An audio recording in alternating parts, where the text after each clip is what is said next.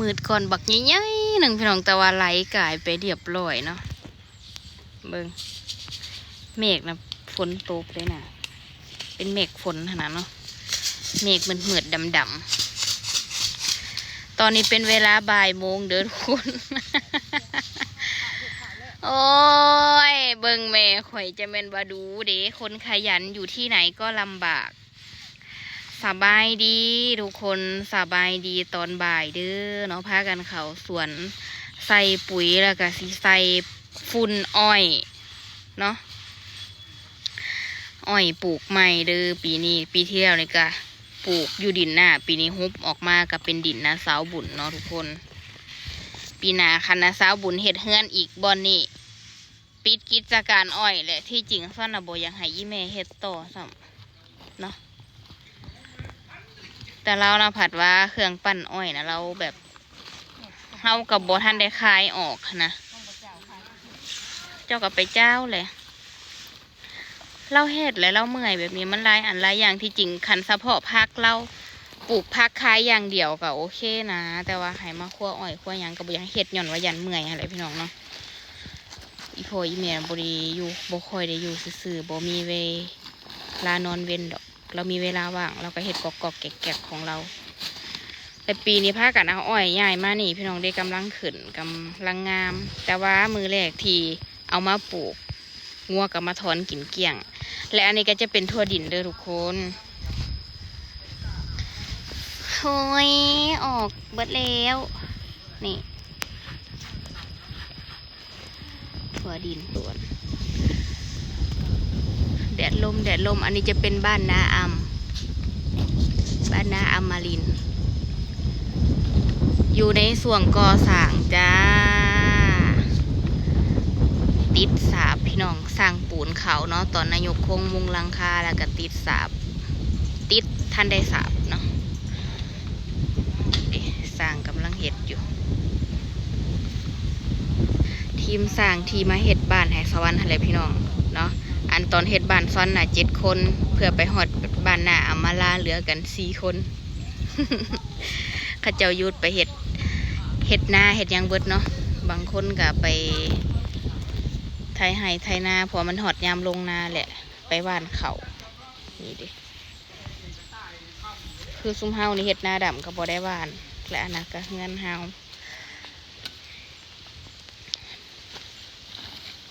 บ้านของเฮานี่ก็อยู่ในระหว่างถาสร้างนี่คาดว่าจักว่าสิมาพร้อมกันบ่จักพี่น้องกับสร้างเทศหัวเนาะสร้างจับบัวเมื่อวานนี้สร้างกระจกก็มาจะเป็นหลายสร้างค่ะที่จริงน่ะถ้าเฮามีเงินเนาะแบบว่าเงินหลายๆน่ะเฮ็ดไปอีกเดือนเดียวก็แล้วนี่มันสีงามหรือมันสีตุยว่าใส่ทั้งปุ๋ยใส่ทั้งฝุ่นบ่งามก็ตายละมือนี่นี่บดเถิงๆเนี่ยเป็นยัง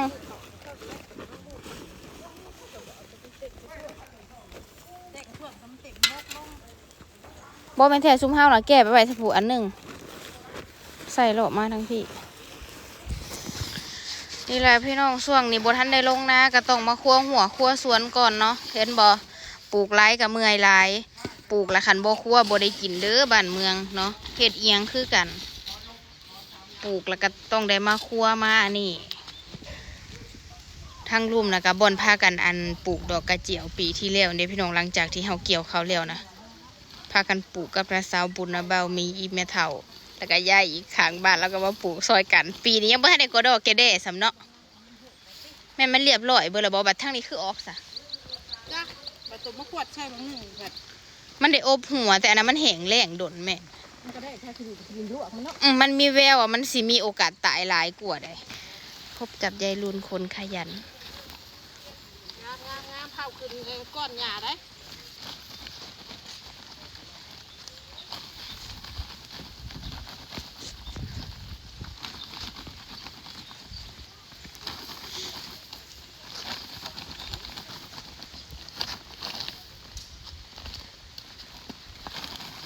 มาตะพี่เขาบอกเป็นเที่ยวเป็นทันสำเนาะ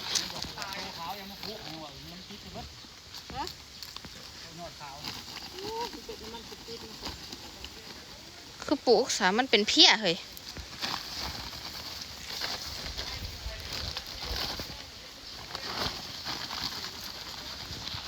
ว่ามันจะงัวเขาอีกมันได้มีแต่หอยงัวหมดมันถึงขาดนี่ งัวผู้เจ้าบ่งัวน่ะกระจอบเสาจอบแรงอยู่มันได้เขามาลงผลิตแล้วมันหยาบ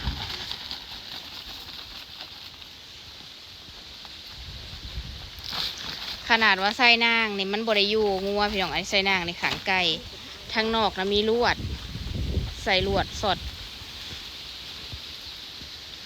มันต้องเสียบไว้24 ชั่วโมงปุ๊เนาะเพ้อแน่บ่ได้รีบโหลด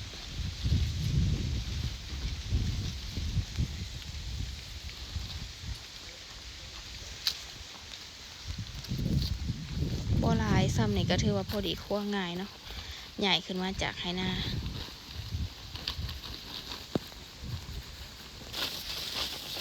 อันขี้หมูนี่นะซื้อข้าเจ้าเด้พี่น้องสอบละ25 บาทให้เองคันเขาให้นะสอบละ30 บาท4 สอบ100ซื้อมาใส่ผักใส่หยังย่างหลายบ่แม่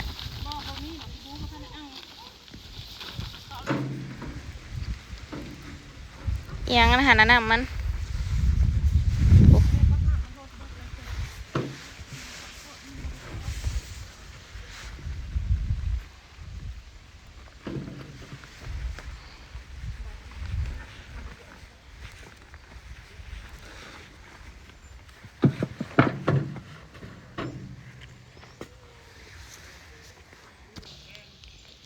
อีดอกกระเจียว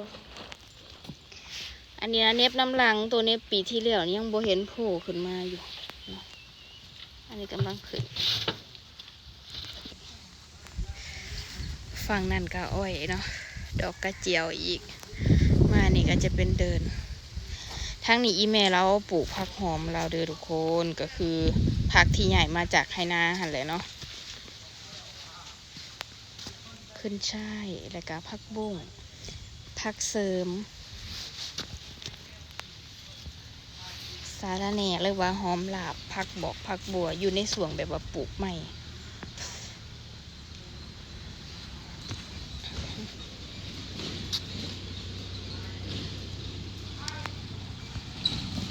แล้วบอนดอกกระเจียวทั้งนี้มีสีเหลืองเลยผักหอมผักหยัง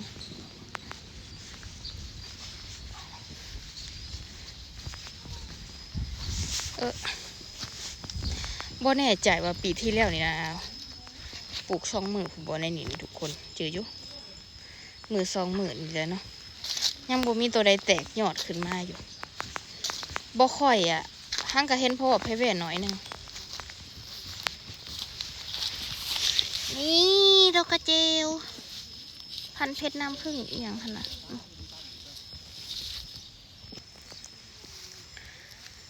ออกหน่อยอ่ะส่วนที่โบออกนะยังหลายจากมันสีโลดหรือมันสีโบโลดโอ้พักเสียนว่าปลูกปีที่แล้วเนี่ยพากันปลูกเลิกอยู่เนาะหักไปแล้วแหละพลตกมาแหละคันมันเจือนเบิดเดแล้วมันก็เลยเป็นแบบนี้จะว่าสิตุยจะดินบักหอนเนี่ยมันหลวกมันโลนเบิดปีเนาะ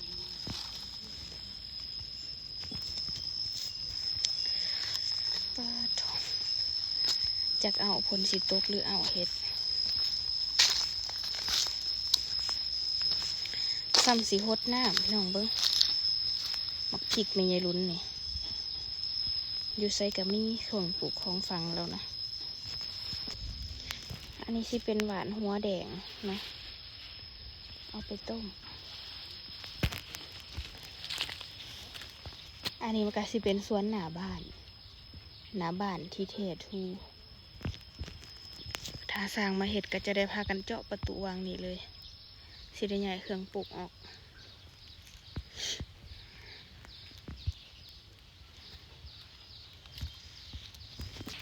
นี่แม่มักบวบเพิ่นกำลังบานเครือแหละสวนกล้วยนะบ้านข้างเงินพี่น้องก็ยังสิได้มาจัดระเบียบสวนใหม่อยู่เนาะมันยังทันได้เข้าที่เข้าทางอันนี้จะหักลงไปให้ป่า อันนี้ต้นมะกอกอันนี้บ้านดินในนี่นะคือดินที่ดันออกมาจากขางเฮือนซ้อนนะดิพี่น้องนี่นะวางจ้างคนมาดินลังสุดบางกีนี่1,000อันดันออกมาบนเฮาสิเทอันกันเปื่อนนะเอามากองไว้อยู่ในเบิ้งดินบักหลายๆถึกใจไม่รุ่นที่มาหาปลูกหมักพริกมันยังใส่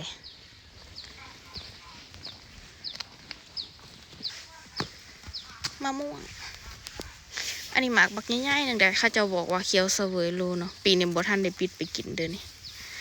คาเมนว่ามันบ่หล่นนะป้อโถซ้ำสีโดกบักโดกหนึ่งตอนนั้นมันหล่นเบิดเนาะ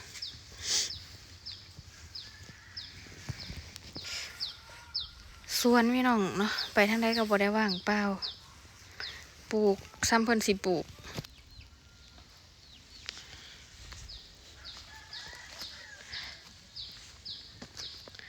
ยังเหลือแต่ฝั่งนี้นะก็สิบ่ปลูกนะมันบ่ทันได้มีหัวเนาะมันทันได้เป็นระเบียบซ้ำสิปลูกสะทรายก็บ่ได้อีกงัวมันกัดจ้าบรรยากาศรอบๆเถียงซอนก็คือจะประมาณนี้เลยพี่น้องเนาะเถียงก็จะเป็นโฮกจักหน่อยบ่ได้โฮกจักหน่อยดอกโฮกอาลีนี่หลังบ้าน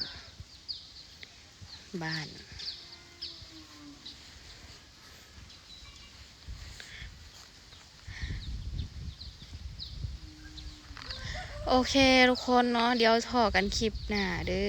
อสบายดี